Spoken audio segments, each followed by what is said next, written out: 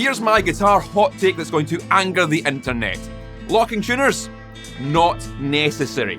They don't need to be on every guitar. In fact, I'd go as far to say as they don't need to be on any guitar. But they make string changes quicker. Aye, by about a couple of seconds per string at most. A negligible time save over the entire process, frankly. And most of the time, locking tuners are a solution looking for a problem that's already been solved by a superior tuning machine design. I am, of course, talking about split-post tuners. Controversial. Honestly, I don't think so, and after this video, you might just agree with me. These are more stable, less likely to fail, and cheaper to manufacture and produce. Let's restring this Friedman telly and talk about why these are my favourite tuning machines. Inflammatory intro aside, I don't intend this to be a hit piece on locking tuners. They serve a purpose, and if they make your life easier, good for you. I'm not having a go.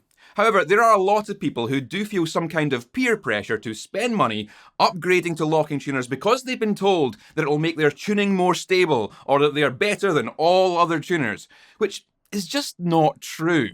Locking tuners utilise a hole-through post design and try to eliminate the possibility of string slippage with a movable pin which clamps the string inside the post when a thumb screw in the back of the tuner is tightened. We're then instructed to bring the strings to tension with less than one wrap around the tuning posts. This is, in my estimation, over-engineered with a built-in point of failure. If those thumb screws come loose for any reason, then without the wraps around the post which would have prevented slippage, the string will lose tension and perhaps even pop off the guitar completely. These don't fail safe, and that makes me paranoid about using them, constantly checking the thumb screws are tight, which often they aren't. A much better design for a locking tuner would lock the string in the post without the need for any additional moving parts, and ensure that there was no way for that locking mechanism to fail and allow the string to slip. And that's exactly what split-post tuners accomplish. I don't think it's unreasonable to say, based on how often I witness these split posts strung up wrongly, that there are a lot of guitarists out there who don't know how these work. So it might come as a surprise to learn, if you look down the centre of one of these posts, you'll see a hole. This is where the end of your string is supposed to go, and when bent at a sharp right angle and wound onto the post, it's what locks the string and prevents slippage. A significant length of the string fits down that hole, and the two sharp direction changing bends ensure that there is no way for that string to come back out of the hole except by pulling straight up. And that's only possible if the tension of the string has been reduced so significantly that the wraps are able to lift off the flared posts. If set up correctly, there is no way for this type of tuner to fail under normal use, unlike the thumb screws of a locking tuner. Furthermore, because the split post tuners can't slip, you don't need more than 2 wraps around the post to keep them secure. Minimum wraps on the post reduces any tension-related movement from the use of vibrato bridges, and if the guitar has a hardtail, like this Friedman, and you've got a well-cut and polished nut, your tuning is going nowhere. At this point, if you're still like, oh, I don't know man, sounds like a lot of copium to me, and you don't believe that these are superior to locking tuners, then it's my absolute pleasure to introduce you to every bass guitar with a headstock that's ever been made. From the cheapest Harley Bentons all the way up to the super expensive custom-built basses, if it's got a headstock, guess what style of tuners are being used?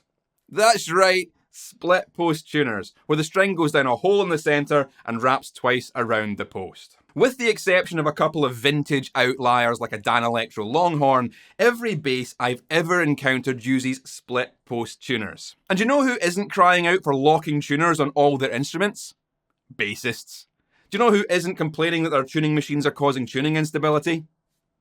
Bassists. And do you know who doesn't feel the need to upgrade their instrument to save time on a string change? That's right, it is bassists. I mean, that last one might have something to do with bassists only changing their strings once per decade because bass strings cost how much? But my point still stands. This design of tuner is so successful for bass guitars that it's never been iterated on. You can't improve on perfection. If it ain't broke, don't fix it. It's an absolute crime that split post tuners have been relegated to vintage style guitars only, while they sit proudly on the headstocks of ultra-modern bass guitars without comment.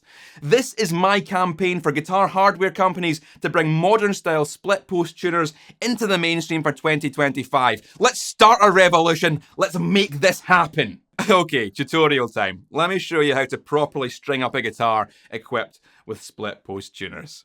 You're going to want one of these to make your life easier. This is a string winder with a built-in string cutter.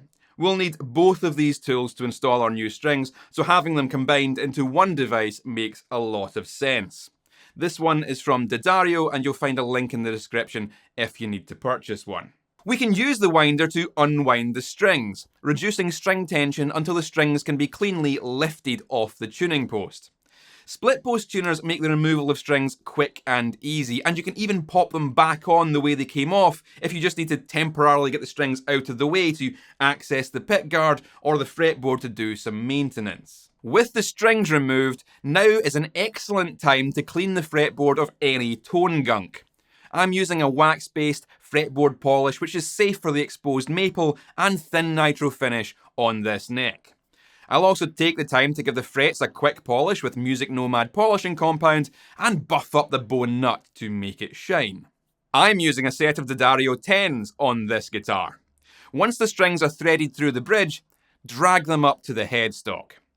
There will be a lot of excess string, so we'll need to cut it to an appropriate length. This is very easy to do. Pull the string straight and then simply count 2 posts past the one the string will be wound onto and cut there. This will give you the approximately 5 centimeters or 2 inches of string required for winding to the post. Now take your trimmed string and feed the end down the hole in the center of the post. Once it hits bottom, make a sharp right angle bend to lock the string and use the string winder to wind the string onto the post, ensuring each new wind falls under the last. This will result in a neat 2 turns around the post and a string that ain't going nowhere. Repeat for all the remaining strings, cutting 2 inches beyond the post, feeding the string down the hole, bending sharply, and winding on.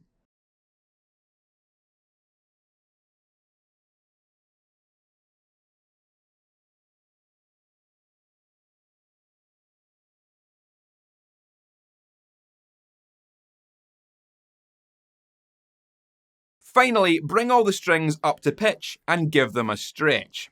This will settle them into position, tightening up any gaps in the winds or over the saddles and pull out any plasticity in the new strings. Retune and do this a couple of times until the tuning stabilises.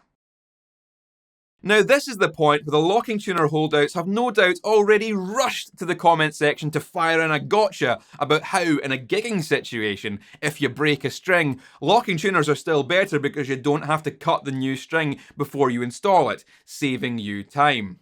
And to that I would say that by the time it took you to thread the string through the hole in the post and tighten up the thumb screw, I could have cut that string and be winding it onto my split posts.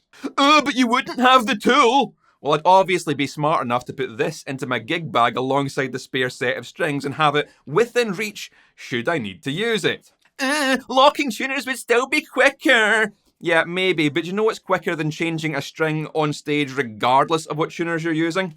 Bringing a backup guitar set up and ready to play. Having used both of these styles of tuners extensively and done a ton of string changes with them, I genuinely do not see any advantage to locking tuners over split post designs. They achieve the same result with the same level of efficiency, and if your guitar already has split post tuners, you are not going to find any significant performance benefit from upgrading to locking tuners. Save your money for something else. Like, taking that girl on a museum date and buying her something nice from the gift shop. That's guaranteed to have better long-term benefits than upgrading your tuning machines. I'm looking forward to completely ignoring the comments section on this video, so go on and leave your worst opinions on this topic below. I'll leave you with a few quick sounds from this beautiful Friedman Tele Deluxe with my own hand-wound P90 pickups in there. This is my secret weapon for adding a bit of snarl to a guitar recording. Keep it loud and stay safe.